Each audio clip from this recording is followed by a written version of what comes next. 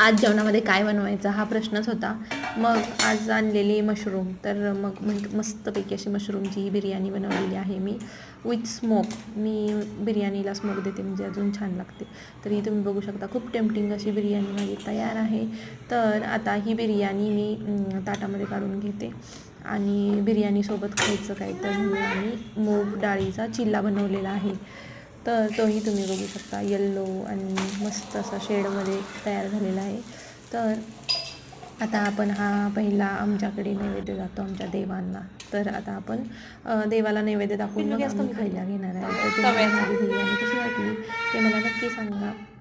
आणि इकडे आता देवबाप्पांना आमच्या नैवेद्य मी दाखवत आहे.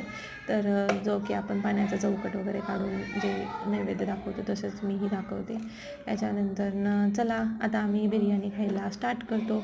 तुम्हाला बिर्याणी कशी वाटली तेही मला नक्की सांगा. Bye bye.